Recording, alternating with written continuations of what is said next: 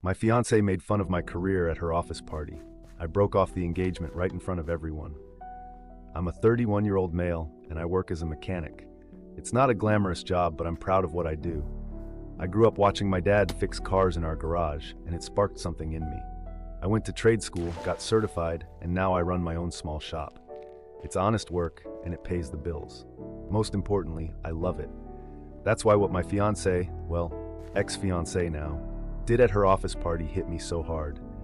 My ex, who I'll call F, is the opposite of me in a lot of ways. She's polished, works in corporate marketing, and has always been surrounded by people who value appearances above all else. Despite our differences, I thought we had something special.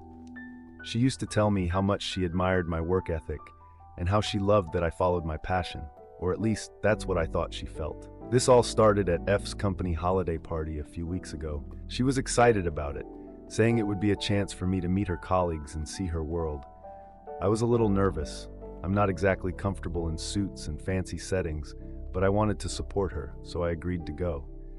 When we arrived, the event was exactly what I expected: sleek, high-end, and filled with people who looked like they'd stepped out of a fashion magazine. F blended right in, laughing and chatting with her coworkers. I, on the other hand, felt like an outsider, but I told myself it didn't matter. I was there for her, not for them. Things started going south about an hour into the party. F was introducing me to a group of her colleagues when one of them, a guy who looked like he'd been born in a boardroom, asked me what I did for a living. I run a small auto repair shop, I said simply. Before the guy could respond, F jumped in. "Isn't that cute?" she said with a laugh. "He's like a modern-day gremlin." The group chuckled and I froze. "Gremlin?" I repeated, glancing at her. She waved it off. "Oh, come on, it's just a joke. Don't be so serious." The group quickly moved on, but I couldn't shake the comment. It wasn't just the words, it was the tone, the way she said it, like my job was some silly little hobby instead of a legitimate career. I brushed it off, telling myself I was overthinking it, but deep down it stung. The final blow came later that evening during a toast. F stood up in front of everyone, glass in hand, and started thanking her team for their hard work. Then out of nowhere she shifted the focus to me.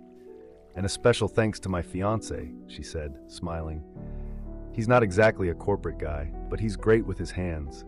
If anyone's car breaks down, you know who to call." The room erupted in laughter. I felt my face heat up as dozens of eyes turned toward me, their smiles tinged with condescension. F was beaming, clearly pleased with herself, while I sat there humiliated. As the laughter died down, I locked eyes with F, silently asking her why she didn't seem to notice my discomfort. Or worse, why she didn't care. She was too busy soaking in the attention, clearly proud of her little joke. I excused myself from the table and stepped outside to clear my head. The cool night air was a welcome relief, but my thoughts were anything but calm. I replayed her words over and over, the laughter echoing in my mind. This wasn't just a one-off comment, it was a pattern. She had reduced my career, my passion, to a punchline, and the worst part was that she had done it in front of people who barely knew me. A few minutes later, F came outside, still holding her wine glass. "There you are," she said, her tone light. "Why'd you run off?" I turned to her, trying to keep my voice steady. "Do you have any idea how embarrassing that was?" She blinked, clearly taken aback. "What are you talking about?" "The toast," I said, my frustration bubbling to the surface. "You made me sound like some kind of handyman you keep around for convenience." She laughed like it was no big deal. "Oh, come on, it was just a joke. Everyone loved it."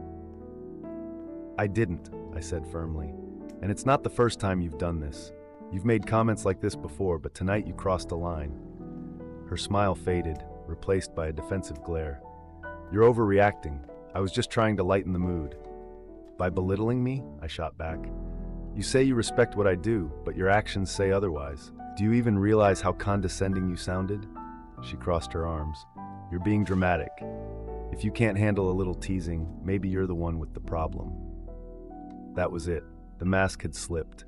This wasn't just a misunderstanding. It was a fundamental difference in how she saw me and how I saw myself.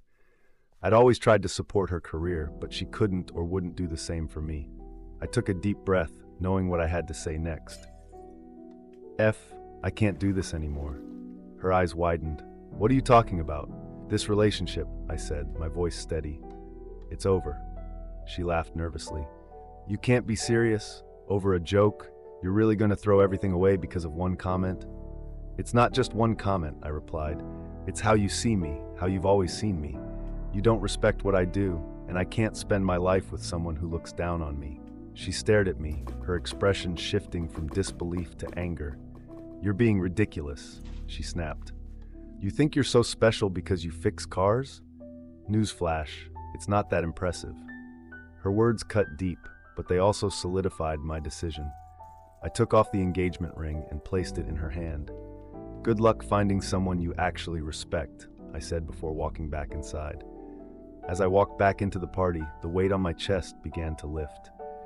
I knew ending the engagement in front of everyone would create a scene, but I didn't care. I deserved better than to be treated like a joke, especially by someone who claimed to love me. When I returned to the table, I calmly grabbed my coat and prepared to leave. F came rushing in behind me, clearly flustered. "Wait, you're really going to make a spectacle out of this?" she hissed, trying to keep her voice low. "You did that all on your own," I replied, keeping my tone calm. "Enjoy the rest of your party." The people around us were starting to notice the tension. I could see curious glances and whispered conversations, but I didn't stop. F grabbed my arm one last time, her voice desperate now. "Please, let's talk about this. You're blowing everything out of proportion." I turned to her, meeting her eyes. "I gave you chances to respect me, F. I supported you, celebrated your successes, and never belittled what you do. But you couldn't do the same for me. This isn't something I can talk out, it's who you are."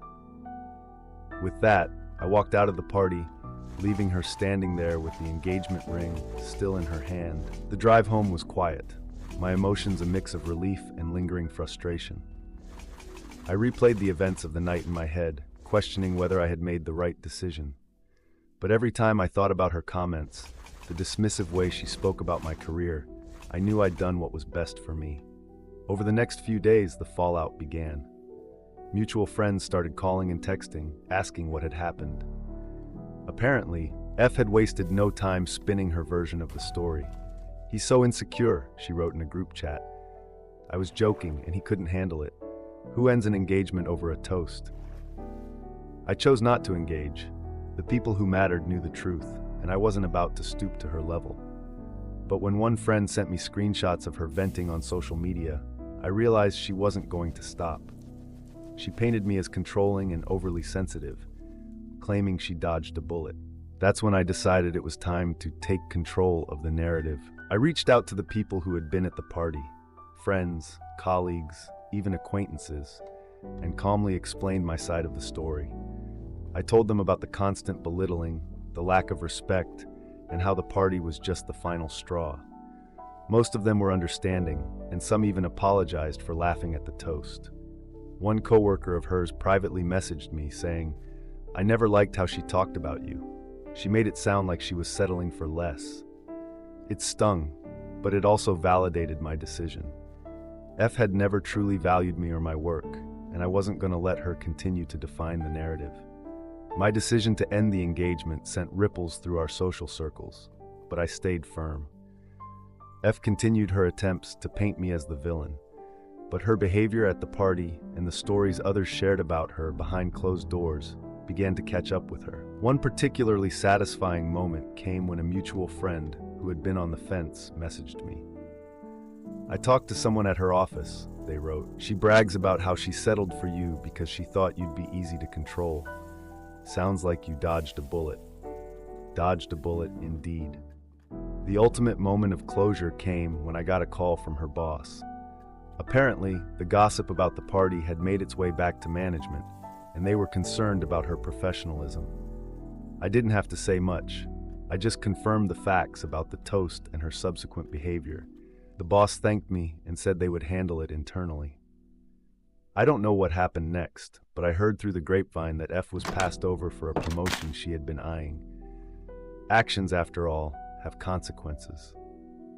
With F out of my life, I threw myself into work and the things I loved. I started taking on more complex projects at the shop, upgraded some of my tools, and even began teaching weekend classes for aspiring mechanics. It felt good to focus on something that brought me joy, free from judgment or condescension. As for the engagement ring, I sold it and used the money to treat myself to a much-needed vacation. It was my way of closing that chapter and moving forward. Looking back, I realized the breakup wasn't just about the toast. It was about what the toast revealed. F didn't see me as an equal. She saw me as someone to mock, to control, to use for her own ego. And that's not love. Love is about respect, partnership, and lifting each other up, not tearing each other down for a cheap laugh. So if you're ever in a relationship where you feel belittled or undervalued, take this as your sign. You deserve better. Walk away, even if it's hard. And if you enjoyed this story of standing up for yourself, hit that subscribe button. The next tale might just inspire you to do the same. Stay.